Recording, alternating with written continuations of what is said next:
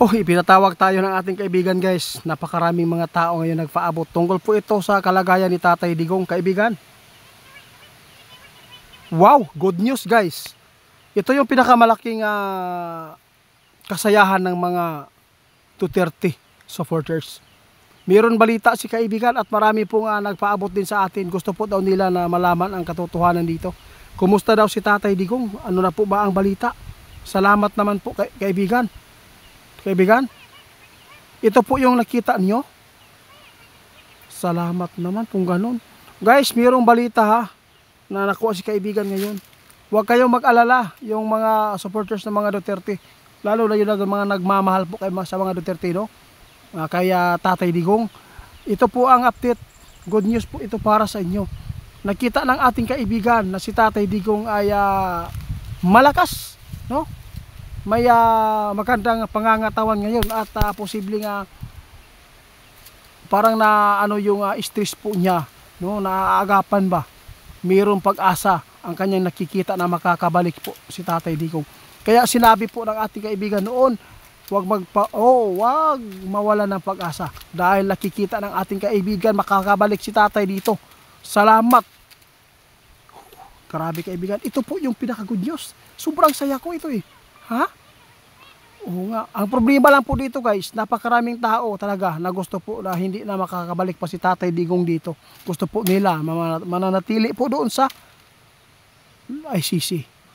Ayaw po nila talaga tantanan ang mga Duterte. Nakakalungkot po ito guys dahil po sinabi ng ating kaibigan ngayon. Nakita po talaga niya na ang mga tao na galit po sa mga Duterte ay hindi po talaga maghinto para pungkalin, sirain ang kasikatan ng mga Duterte sa pamamagitan ng politiko. Nakakalungkot po ito guys, may halong kalungkutan pala kaibigan. Yun ang hirap, no? Tahimik talaga si BBM po dito, parang hindi nakikialam, pero sa loob pala ng kanyang damdamin may sikreto palang itinatago na ang mga Duterte ay gusto pala niyang matumba na. Grabe. Tulad po ng makikita ninyo guys dito sa atin yung paghahamon, no? Yung mga hamunan nila, Baste at saka ni Tore, sobrang pangit tingnan. Sobrang langsa tingnan yung nangyayari. Siya yung nag-sit ng away.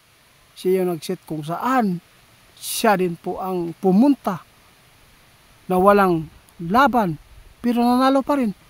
Wala namang away. Ginoo ko. Ito po yung makikita niyo talaga guys na hindi na talaga maganda ang namumuno dito sa atin. Parang bula-bula na lang, laro-laro. Yun. Pero dito tayo sa magandang balita. Sabi ng ating kaibigan si Tatay Digong, nakita nila kaibigan ay bumubuti po ang kalagayan at medyo may energy na. Salamat naman kung ganun. Hintayin po daw nyo guys sa tamang panahon. Makakabalik talaga si Tatay Digong. Grabe. Ang dami nagsasabi. Ha? Salamat naman kung ganun kaibigan. Nakita talaga ni kaibigan guys na malapit na mangyayari ang gusto ninyong makamit, no, sa mga Duterte. Na ito ay makakabalik dito sa bansa natin. Malapit na. Yun po ang balita ng ating good news po na balita ni kaibigan natin Twinding Dinyo. Kaya wag po tayo mawalan ng pag-asa kahit po ay binabatikos lagi ang mga Duterte, parang niluloko nila. No? Kung titingnan po natin, grabe guys. May edad na ang tao. Pero bakit parang nakikipaglaro lang? Sobrang pangit tingnan. Yun. No? Wala nang mga respeto sa bawat isa. Kaya ito po ang masabi namin. Kung sino man yung mga tao na nagdiin sa mga Duterte, pagdating ng araw, pagsisihan po niyo talaga yan, sabi ng ating kaibigan. Dahil po hindi yan pwede na, hindi yan pwede na mananatili ang inyong kasikatan dyan. Walang ibang pinakamalakas na mga politiko kundi ang mga Duterte. Yung tao na binabayaran dyan para lang madakip si Tatay Digong, pagsisihan yan. Yung star po, natatanggap po ninyo, yun po ang sabi ng iba, mawawala yan. No? Mawawala yan pag retire ka na.